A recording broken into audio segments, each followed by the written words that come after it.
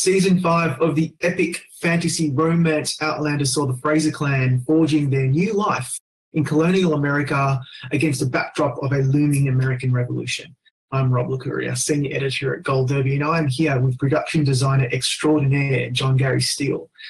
Gary, how rewarding has it been for you as an artist to be so critical to the world building for a show that is so epic in scale? It's been an awesome time. It's almost 6.5 years or so, 5 seasons. I have a great team, a great supervising art director, Nikki McCullum, great set decorator, Stuart Bryce, great construction, paint, plaster. It's it's an amazing team that we have all put together, and it's been a blast to work on for all this time. Now, I immediately thought that one of the major challenges of designing the show, particularly in the last 2 seasons, is because it's primarily filmed in Scotland, but you've got to make it look authentically like America, but also America in colonial times. So give us some examples of what you were doing and strategies that you were employing to give that sense of place and time. So most everything is built because it is colonial America. We built a backlot. The season 4 was the beginning of the backlot, and then we added to it another street in season 5. And that was a lot of fun to do, to build a backlot. And the good thing about having a backlot is that you never know, the scripts are always changing and things evolve. And what we think will be one thing will turn out to be something completely different because the scripts are always changing. New stuff comes in. And what else? We built tons of set. Every year we build tons of set, but this last 2 years, the plantation set was a huge set, the back lot, interior of the plantation and exterior. Then the same thing for the big house. It's a huge set on location. And it was only going to be 2-sided, and then everybody wanted more and more, directors and the DPs. So we built all 4 sides of the exterior, and you could walk in and see a bit of the foyer, and then everything else is all on stage in Scotland. Yeah.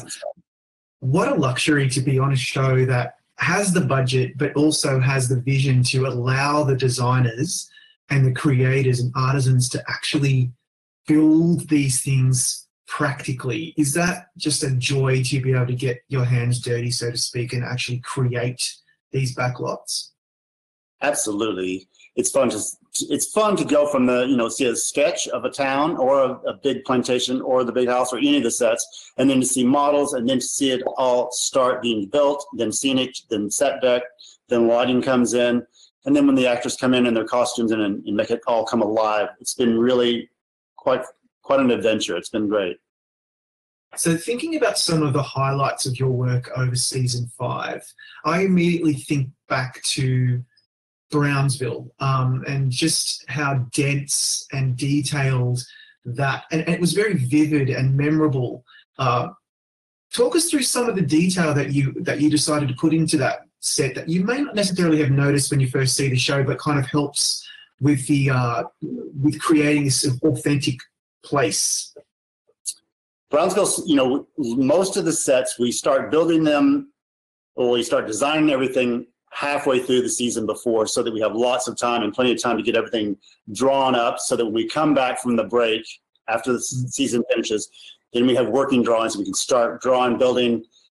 It was fun to see that one come together. We found found this great location where the trees were all kind of leaning and hanging over us. It was just a dirt path basically. And I like the idea of putting this little town there. We had to build everything up on platforms because right next to the street, it dropped off, but it made construction crazy, but it ended up looking really great. They did a great job. And then we put, I think there's like 6 or 7 buildings, but truckloads and truckloads of set dressing. It was a very detailed set for an outdoor set. Yeah. Another one that I really loved was in episode 11, when it's the beginning of the episode when the characters encounter this charred, burnt out cabin with these dead bodies, and I just sat there thinking, wow, Jon Gary Steele, great work on that particular set. Was that particularly challenging to do because it was kind of like a set that's been destroyed? It was fun to do. We at first thought, well, we build it all on location, or we build it on stage.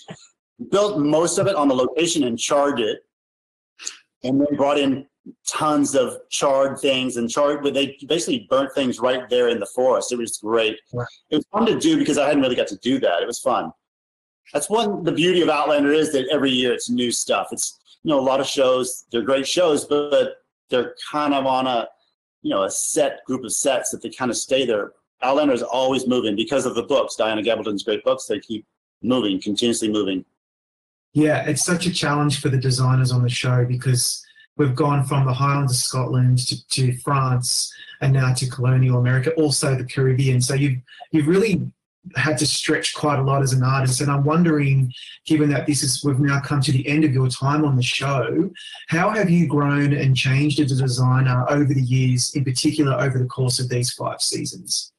Oh, I think myself and everyone on my team, we've all grown. I had never done a period piece before, and that Ron was the showrunner, is married to one of my very best friends, Terry Dresbach, who was the costume designer on the first 4 seasons. She and I talked about doing a period piece forever. We wanted to do it, but it's really hard to get period pieces in America because they usually give them to people from Europe or people who've already done period pieces. So when Ron got this show, he asked Terry and I to do it, and we were like jumping up and down because we knew there was so much detail in it. The 18th century, it's great. It's a great period for costumes. It's a great period for sets. So, or locations also. So it's kind of a dream job. It was great. So now that I've got you at the end of your Outlander journey, I want to look back at some of the highlights of your work over the seasons because, we could literally sit here all day. I won't do that to you, though. The first one is, what were some of the inspirations for the design aesthetic of the stones? Because it would a layperson would just be like, okay, it's a bunch of stones, who cares? But surely, as a designer on the show, there was more to it than just that, and you had to kind of think about the space and also the aesthetic of how old they were, or talk us through how you designed those. So first you start with the script or the book, and then from the script, we did tons of research. The ones that our stones resemble most, I think it's from the Isle of Skye, and I'm not remembering the name of it. It'll pop in my head here in a minute. But anyway, those stones were beautiful. There's tons of them in Scotland. Tons of circles of stone, and they're amazing. I love them. So we draw quick drawings, then quick little maquettes or models of them, showed them to Ron and Diana, and then we did a larger scale model, and then we had a sculptor. It was Rachel, who's worked with us all the years on the show as sculptor and prop builder extraordinaire. And then, of course, we scenic them, take them out to the location. Well, we had to find a location. That was a bit of I wanted them to be up in a hill amongst trees, like a circle of trees. The director kept saying, why don't we just put it right down there in a field, Gary? What's the big deal? And I said, because this is the one scene that's magic. This is when they go through the stones, and we knew that we were going to have the scene with the women dancing around them with the torches. And I said, and imagine it in a field, and you see it all at once. Where if we do it on this hill, you're going to have to work your way up through the trees and the brush and the shrubs, and then you'll see glimpses of these stones and the women dancing. And I go, it's much more dramatic. And he goes, all right, you got it. So the designer wins. It's good. That's good to hear. Another great highlight is your work on the print shop. It was so highly anticipated, that scene, for a variety of reasons. But for me, as a bit of a design nerd, I was completely blown away by the detail in that particular set. What was the highlight for you to create that? It was fun because it was not really a giant set, but it was I wanted to fill it with detail so that everywhere you looked, there were things to see. And then Ron had the concept, and that there would be this back room, and he wanted it filled with all kinds of things, from skulls to animals to writings on the walls, signs and symbols. So when we're designing it, you do models, then you show it to the producers, Ron, and everything has to be approved. In my mind, I was already thinking of what we would turn it into, because most big shows, you have to turn things into the next thing because there's only so much money, even though we have a big budget, but you have so many sets that you continuously try to reuse things. So I was thinking that from the apothecary, I thought, well, I could turn that structure not the same set, but the structure and some of the walls, and take off the detail and then turn it into the print shop. And that's kind of what we did, because in my mind, I wanted the print shop to have balconies and catwalks so that you could look over the printing presses that Jamie would be working on. Yeah. Now, I've left the best to last, in my opinion, and that is your work in Paris, particularly in the episode Faith and the Star Chamber. You were nominated for your work on that episode and also the second episode from that season too at the Emmys. Very deserved nomination. You should have won. No disrespect to the eventual winner. But talk us through that. People are still talking about that set and how wonderful it was. I know Katrina has talked about it numerous times. What were your thoughts? And firstly, on what you did to create it, and then how you thought, did it meet your expectations or not? So when you read this script, it was, and first the book and then the script, there was going to be this trial, and that we knew that the king was, in real life, had dabbled a bit into the mystical, magical world. There's writings about it. So we thought, I wanted to cover the walls with symbolism, and I wanted to have a sense of magic and wonder, and not just be a box. So I started doing some sketches, and I tell the story all the time that I showed it to supervising art director Nikki, who I love, and she looked at it and she goes, I don't get it. And I said, she goes, what is that? And I said, it's a dome, and we're going to pierce the dome. Have it pierced so that light comes through and hits Claire as she walks through. And she goes, it looks like a colander. So we did a model, and then Ron came in, and we showed it to him, and Ron goes, what is this? And I said, it's the Star Chamber, and this is going to be a dome, and and we're going to have it pierced with holes. And he said, are we going to have the constellation up there? And I said, well, if we had another couple of million, maybe, but no. But the concept was to have light coming through it as Claire walked through for this trial, that it would be shooting light onto her as she walked through, and it would create this sense of magic and wonder. And Nikki and I were actually, it was all cast. The pieces were cast like a piece of pie out of plaster, and then they hoisted it up onto the structure, then raised that, and then put columns in the walls underneath it. And Nikki and I were up on ladders putting postums, like hundreds of postums all over the thing, so that they could drill holes wherever you wanted to see light come through. So that was one of the most fun sets of all. And you could tell that people were excited because we had water fountains in it on the wall. We had ram's heads with water coming into basins. And we had fire in every corner. And the walls were covered with symbols and symbology from mystical era, all through time. So it was quite fun to do. It was breathtaking, and it was unforgettable. It reminds me, though, if people don't realize how difficult it actually is to be nominated at the Emmys, because there's so much good TV at the moment.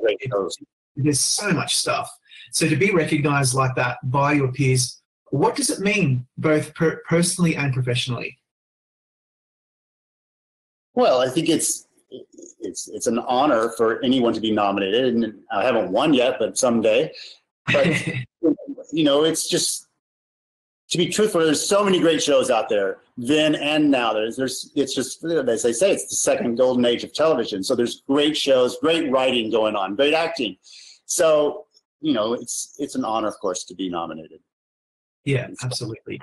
Now, I've got some fan questions because of all the shows that we cover, Outlander is by far one of the most popular.